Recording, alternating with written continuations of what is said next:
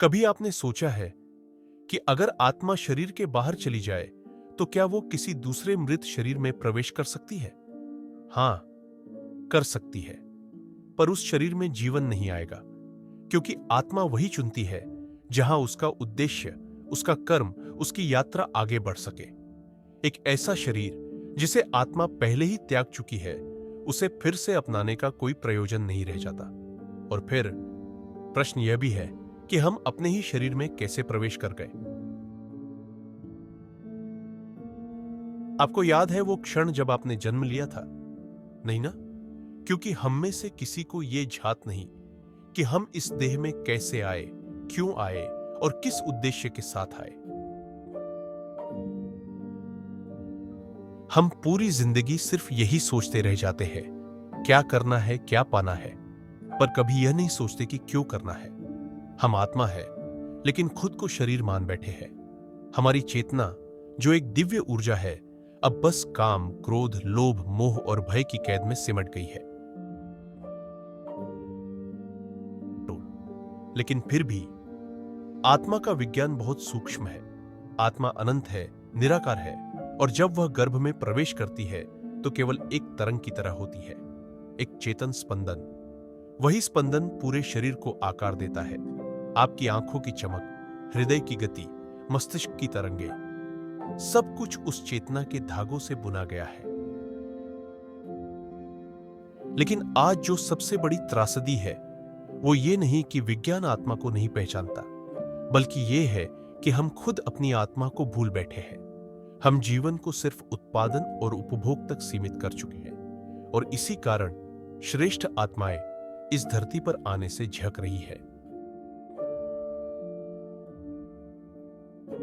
कभी आपने सोचा है कि एक स्त्री के भीतर जीवन की शुरुआत कैसे होती है?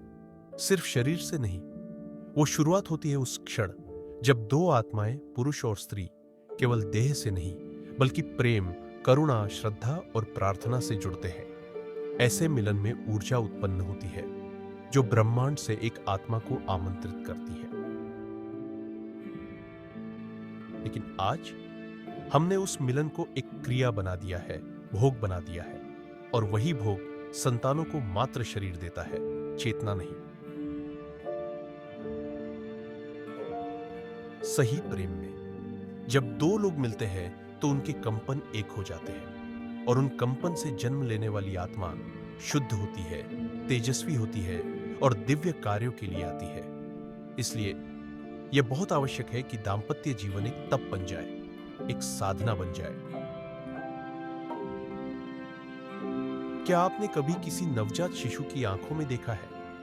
वो आंखें अभी तक संसार की धूल से धुंधली नहीं हुई। उनमें एक दिव्यता होती है, एक मौन भाषा होती है जो हमें बताती है कि आत्मा अब इस संसार में प्रवेश कर चुकी है। लेकिन क्या हम उस आत्मा का स्वागत प्रेम से कर पाए हैं, या फिर वो भी एक और जीवन जीने आई है जैसे हम सब, बिना दिशा, बिना अर्थ?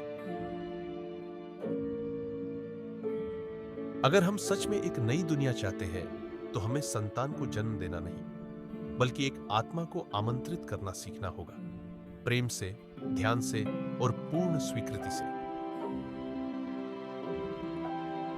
दूसरे शरीरों की बात करने से पहले अपने भीतर उतरिए। पहले ये जानिए कि आप कौन हैं, कहां से आए हैं और इस शरीर में कैसे प्रवेश किया।